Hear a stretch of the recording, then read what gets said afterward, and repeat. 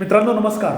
मित्रांनो, यावर्षी दसरा दिवाळीच्या साधारण त्या सगळ्या कालखंडात 42 दिवसांचा कालखंड विविध बातम्यांमध्ये नमूद झालेला आहे आणि या 42 दिवसांच्या कालखंडात भारतात 52 लाख एवढ्या चारचाकी वाहनांची विक्री झालेली आहे. आणि सण उत्सवाच्या या संपूर्ण कालखंडात दिवसाला 1.25 लाख गाड्यांच्या विक्रीचा महाविक्रम भारताने नोंदवलेला आहे.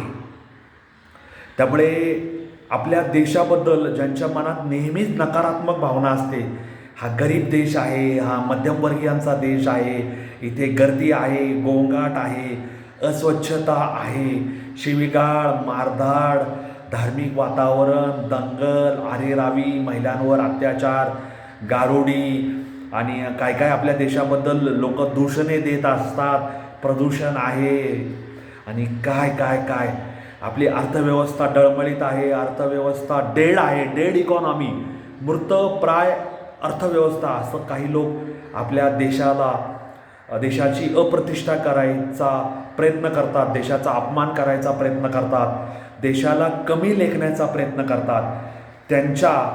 त्यांना सनसनीत चपराक लगावण्याचं काम भारतीयांनी केवळ 42 दिवसात केलेलं आहे. आणि 42 दिवसांमध्ये 52 लाख गाड्यांची विक्री, दिवसाला 1.25 लाख गाड्यांची विक्री झालेली आहे भारतात. आणि ती खरेदी करणारे गोर गरीब सर्वसामान्य मध्यमवर्गीय उच्च मध्यमवर्गीय लोक आहेत. त्यामुळे ह्या लोकांच्या क्रयशक्तीला आपण सलाम करूया. आपण त्यांच्या इच्छेला, आपण त्यांच्या मनातील कामना त्यांनी साकार केली त्याला नमस्कार करूया, त्याचं अभिनंदन करूया. आणि ही जी घटना घडली, ह्या घटनेमागे अनेक गोष्टी कारणीभूत आहेत. त्याच्यात सगळ्यात महत्त्वाचं कारणीभूत काय आहे तर यंदा नवरात्रीच्या पहिल्या दिवसापासून GSTची कररचना ही बदलली आणि त्यामुळे अनेक गोष्टींवरील GSTचा कर हा कमी झाला. आणि त्या कमी झालेल्या करामुळे किमान 10,000 ते कमाल 1,00,000 1.5 लाख एवढ्या रुपयांचा जनतेला फायदा झाला. त्यामुळे दुचाकी असेल, पेट्रोल डिझेल वाहनं असेल, इलेक्ट्रिक वाहनं असेल, चारचाकी व्यावसायिक किंवा घरगुती वाहनं असतील, त्याच्या किमती कमी झाल्या. शेतीजन्य उत्पादनं जी होती त्याच्या किमती कमी झाल्या. ट्रॅक्टर असतील, शेतात वापरायची वाहनं असतील, त्याच्या किमती कमी झाल्या. आणि ह्याचा लाभ गोर गरीब मध्यमवर्गीय उच्च मध्यमवर्गीय निम्न मध्यमवर्गीय ह्या सगळ्या लोकांनी घेतला.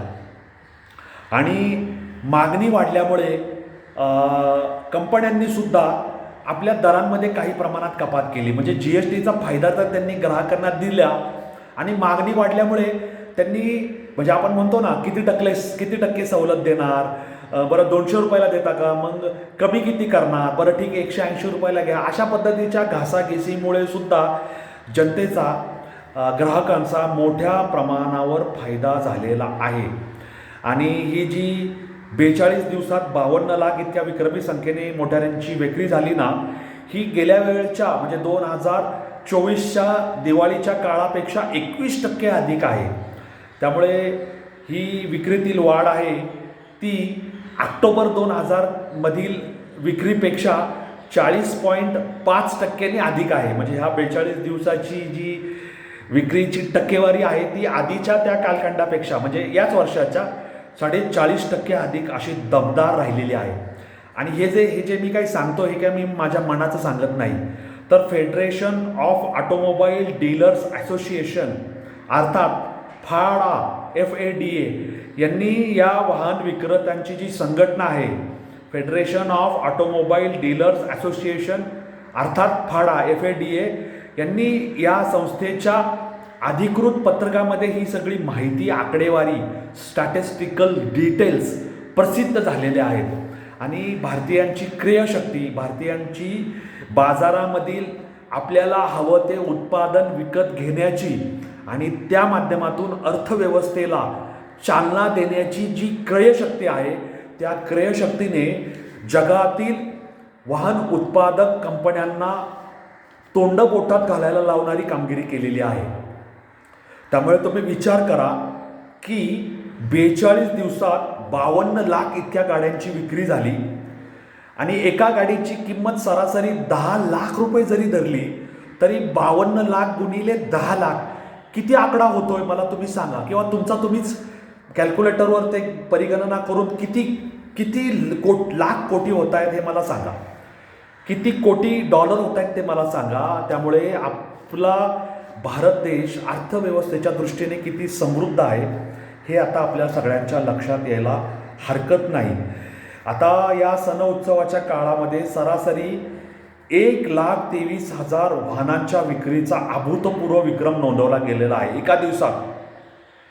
आणि वस्तू आणि सेवा कर GSTची कपात जी मी तुम्हाला सांगितलं की नवरात्रीच्या पहिल्या माळेपासून म्हणजे 22 सप्टेंबरपासून लागू झाली आणि ग्राहकांना सूट देण्याचं काम अनेक वाहक उत्पादनांनी त्या 22 सप्टेंबर आधीपासूनच सुरू केलं होतं. त्यामुळे वाहन विक्रीमध्ये लक्षणीय वाढीचा परिणाम दिसून आलेला आहे.